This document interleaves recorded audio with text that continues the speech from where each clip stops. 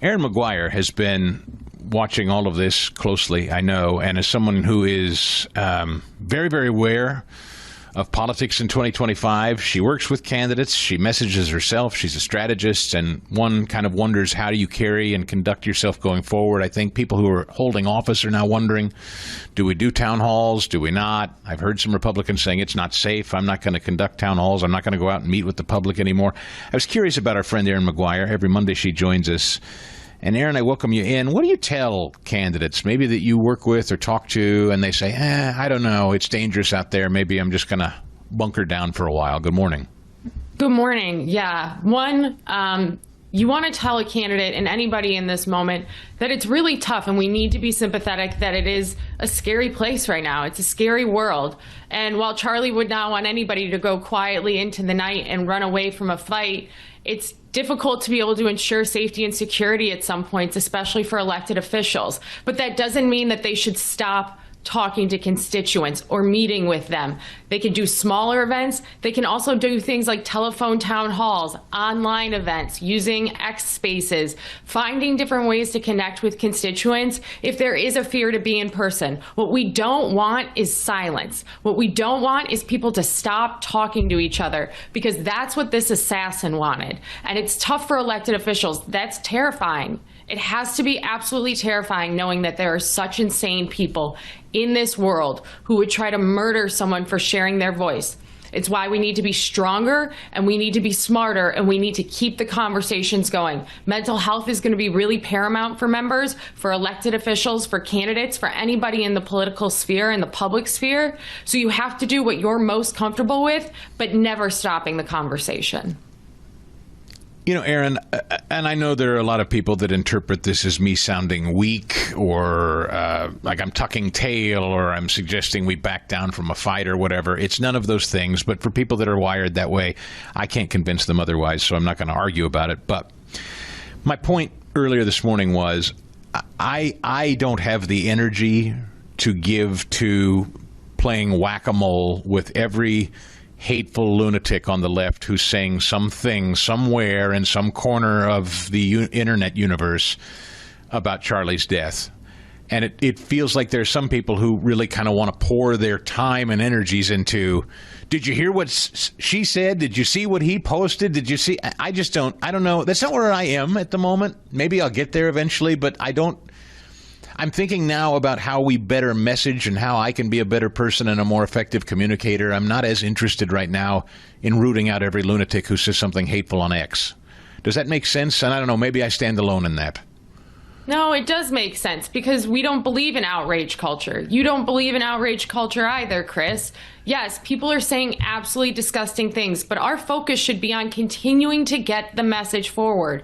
Charlie's whole point wasn't to try to fight every naysayer. It was to keep the conversation open and honest. People want us to cancel each other and go to our nativism and fall further into our corners. There is plenty of accountability and culpability that will happen and should happen following this political assassination.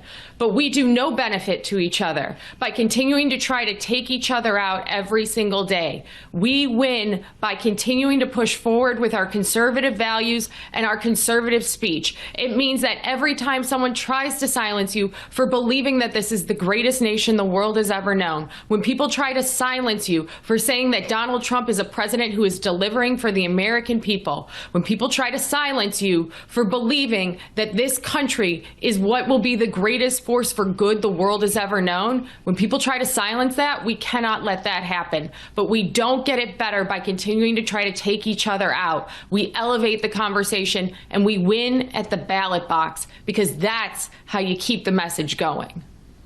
Yeah, Kari Lake said something kind of interesting yesterday at this tribute at the Kennedy Center. Give me number 47, Paul, here with Erin McGuire, Republican strategist, on our Mondays with McGuire segment. Here's Kari Lake from last night. And it was Charlie being asked a question. And out of nowhere, an assassin's bullet came through the crowd and hit him in the neck. We saw his head. We saw the blood, and we saw him go down. We've got to stop this, folks. We can't let this go on. This violence has got to stop. It's got to stop.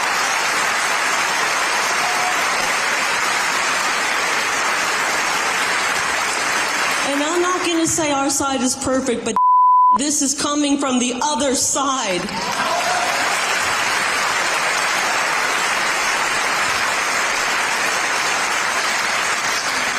How does a 22-year-old become so filled with hate? 5 years earlier, I was told he was a Trump supporter. And we sent our kids off to college and they brainwashed them. I am making a plea to mothers out there. Do not send your children into these indoctrination camps. Don't do it. Do not do it.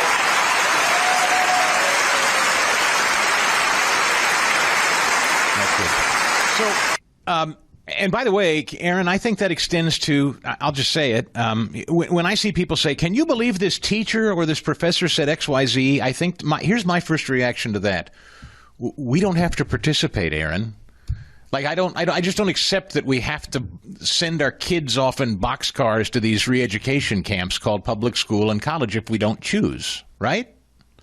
That's completely correct. And that's what you see. That has been such a core part of what Republicans have fought for over a decade, for school choice, for you to be able to not have to send your child to a school where there will be such a level of indoctrination against Republicans and conservatives, that you can have the choice to take your child to another school. And it is Democrats who time and again try to stop and make sure that children are only going to public schools because that's where they leverage the most control over thought and ideology. And this is where the culpability will need to come in. No, we shouldn't chase each stupid comment that some low-life scumbag says on the internet.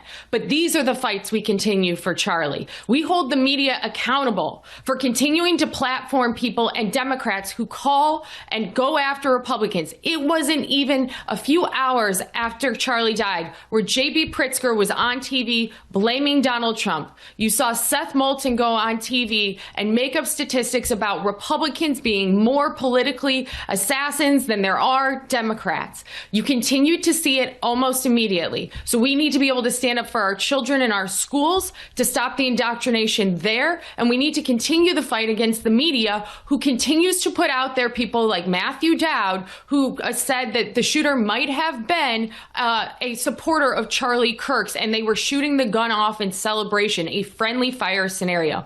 These are the fights where we can continue to go in and say, no, Hollywood is wrong. The teachers' unions are wrong. The indoctrination in this country against good American conservative values is wrong. And those are the fights we continue, not the stupid ones about morons on the internet. We protect our children and we protect our country going forward.